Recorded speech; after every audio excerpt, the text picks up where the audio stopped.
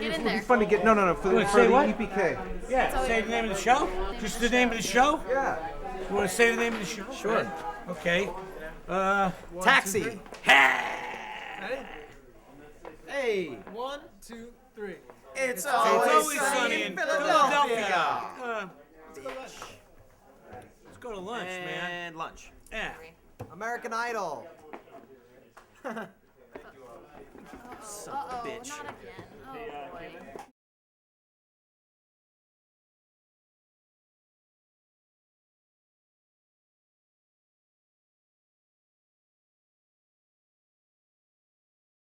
I'm actually Danny DeVito, and I am doing part of Frank Reynolds in It's Always Sunny in Philadelphia. My name's Charlie Day. I played Charlie Kelly on the show. I'm Glenn Howerton, and I play Dennis Reynolds. Hi, my name is Rob McElhenney. I play Mac on It's Always Sunny in Philadelphia. My name's Caitlin Olsen. I play Sweet D.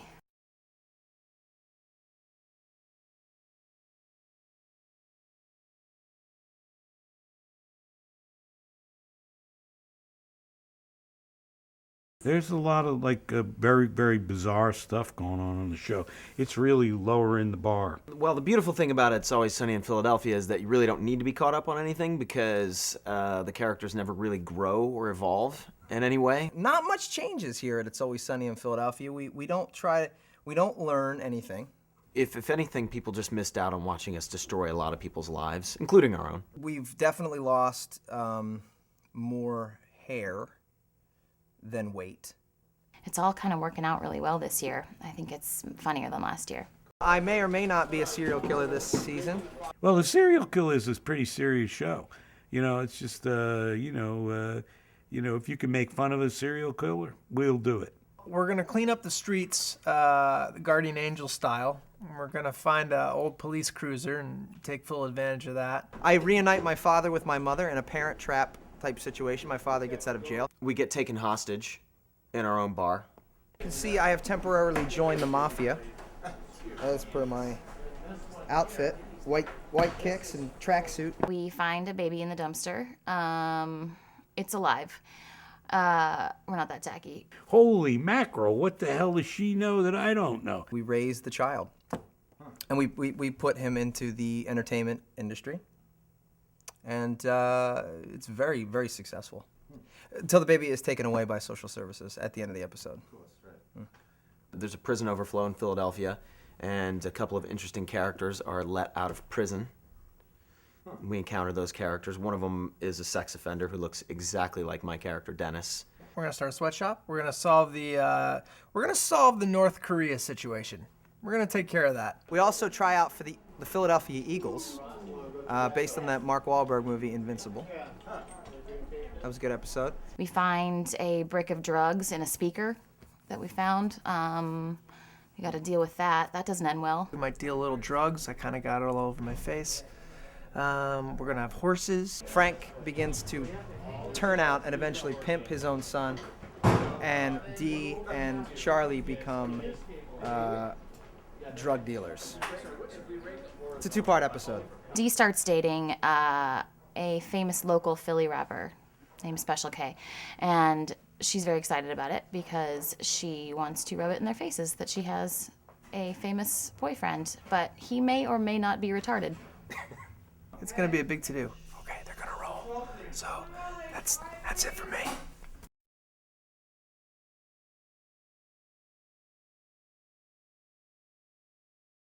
Real quick premise.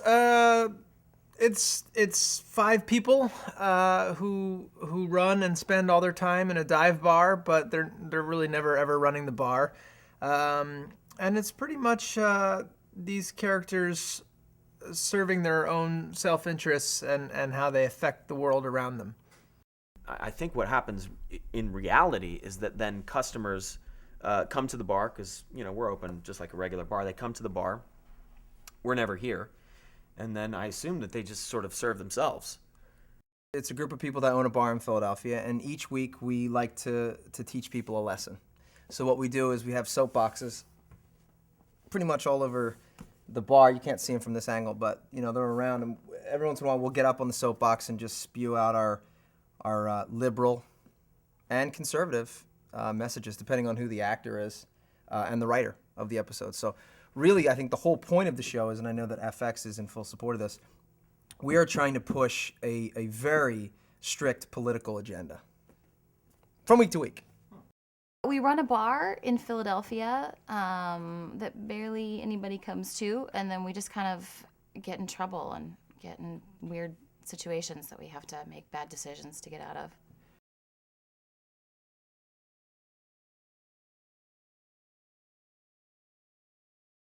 My character, Frank, insinuates himself into the lives of these self-centered ne'er-do-wells who have a bar in Philadelphia, and they are, his family, and he's looking for something new. He's a bastard, that Dennis Reynolds. More? That's pretty much it, really. But he's also very handsome. He's handsome and a bastard. He's a handsome bastard.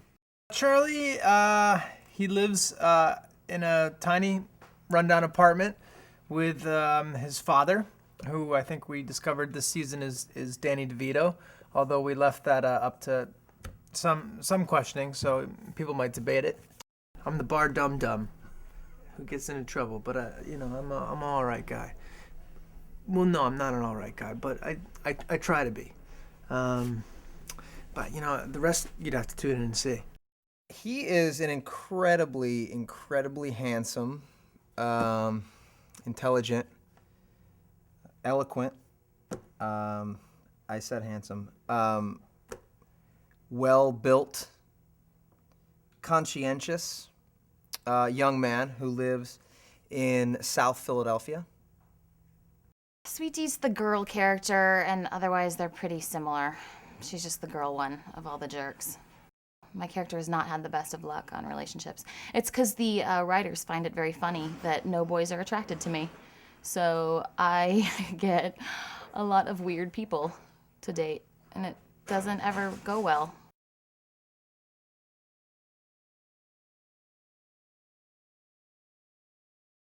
We'll go in the front door at Patty's Pub. All right. I don't know if this is what the front door of your local pub looks like, but that's movie magic for you. TV, basic cable magic. Welcome to Patty's Pub. As you can see, there's a lot of grips, electricians, camera operators, and general riffraff. Ladies and gentlemen, this is Patty's Pub, the United States of America's favorite place to come and drink. We've got these streamers up here. No, because we don't want to see that that's not a real ceiling up there, but you guys don't want to know that because then it feels like it's fake. It's not fake. This is a real bar. Look at that jukebox. I mean, that's skyrocketed the budget. We got working taps back there, for beer. We got Danny DeVito. These are booths. We have a foosball table. That's how we get out to the alleyway. Can play pool. I'm Irish Amber. Play guitar, baseball. We got a back office here where all sorts of things go down. Air conditioner because it gets hot on set. Anyway, we're going to be doing season 3. Very exciting stuff. We're here in Patty's Pub right now. We'll be on early fall. Check us out.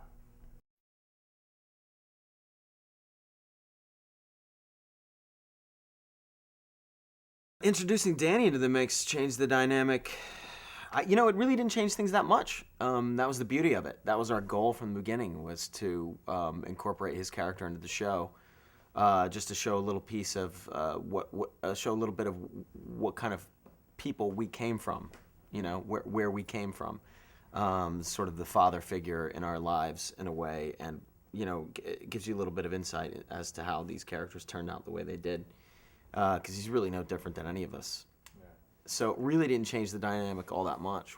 Because of the fact that I like it so much, I'm able to push myself into, I bring as much of myself as Danny as I can to the show. I'm not, there's no walking through it or anything like that. I feel like I And it's not because of anything that's, I'm doing. It's because of the spirit of the show. Danny fit really right in right away. We all have a similar sense of humor, and we all just play around, and it works really well. It was a really excellent addition to the show. Plus, he's really nice to me, and the other ones aren't. So I was happy to see him.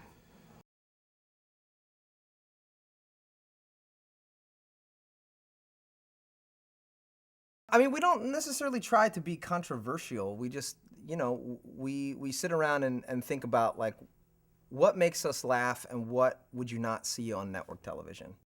The 10 we did were really off the charts in terms of that irreverence. But this 15 that we're doing now, it's just funny. But it's funny, oftentimes people say, do you set out to do something shocking? Do you set out to do something taboo? And really, we don't. I think Rob and Glenn and myself and this year, our writers that we were working with, really just sat down and said, well, what do we think is funny?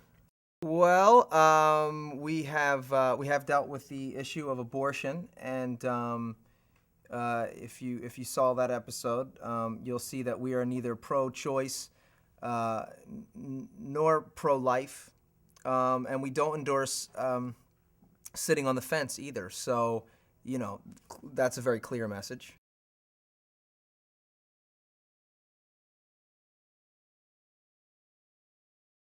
Glenn, Charlie, and I shot a little short film that we thought was pretty funny, and we brought it to a couple of networks, and they really seemed to dig it. And FX was one of the most enthusiastic of the networks, and clearly somewhere where we wanted to be. And so we shot a pilot, and I think by the skin of our teeth we got a series order of 7, and I think from that point on, everybody really dug the show, and here we are in season 3.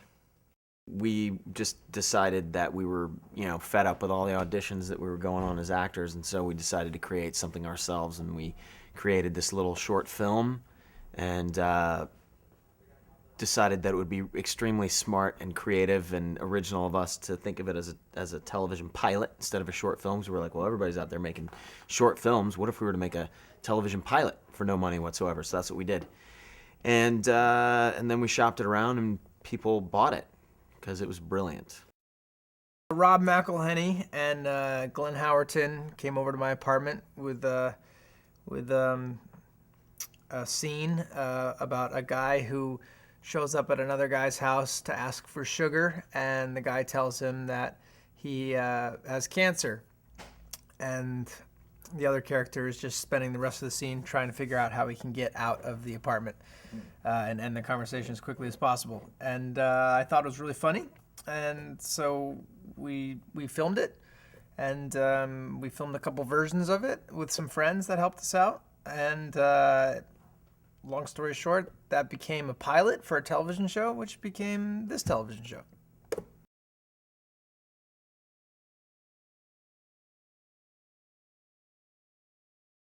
Around Swivel it around. and then pull it up.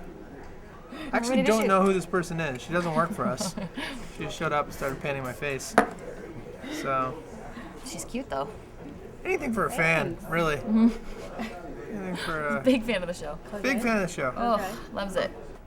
You're fired. Oh, damn it. Your breath smells so good. I love you so much. She's fired. Wait. We gotta call casting. No way. I'm sorry. Can somebody get I'm Wendy really O'Brien on the phone? Hold on. Do you want me to like a massage or a... No. Yeah. Anyway, what was the question? We're carrying guns. We're doing There's drugs and pimps. just Sexy drugs, stuff. drugs and pimps and guns. Oh, careful now. That's a Careful. dangerous supposed joke. to you do play. Don't shoot America. I didn't say stop.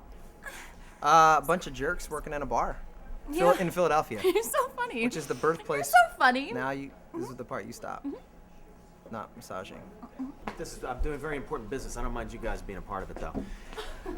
It's being a very exciting phone call. I'm actually being filmed for an EPK right now as we're having this phone call. So anyway, I'll wait and talk to Nick about it. Not that I have to, because I can make my own decisions, but I'll wait and talk to him just in case. Maybe he's got some words of wisdom or whatever. All right, I will do that. Thanks, man. Nice to meet you. Let's do this thing. It's my dad. All right. Did he want you to? And I'm always telling him, Dad, you're not, you can't just be, I'm 27 years old, and I can't be. He's like, your mom's dying. Yeah, And you're your like, mom, I cannot say, for you. I need you to come home, to help me take care of the family. And I'm like, Dad, I'm, and he's, and I'm. Basic cable late night show we're shooting, so mom can stick it. Damn it. That's my mom you're talking about, right?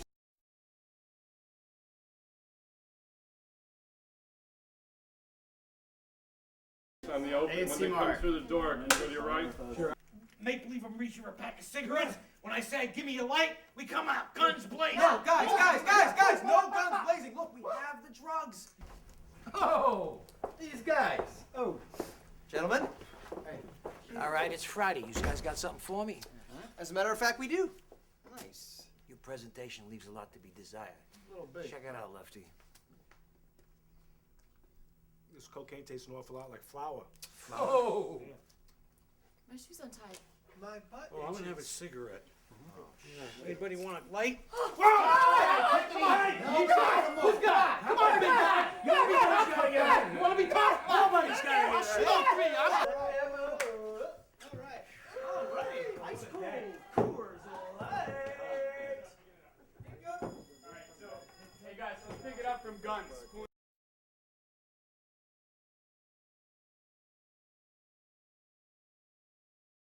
Well, this is season 3, right? This is season Yeah, 3. this is Sunny, it. It's always sunny in Philadelphia. This is it. Like Say it we're funnier. at Patty's Bar. Say it funnier. It's I feel funny. like you're really letting everybody down. Really?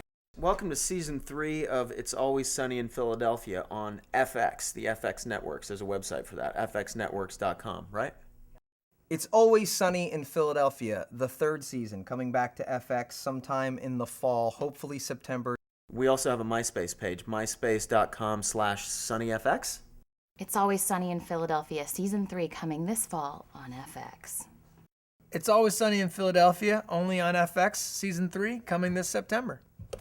It's September is going to be like glorious for FX because, win, lose, or draw, you've never seen anything like this show.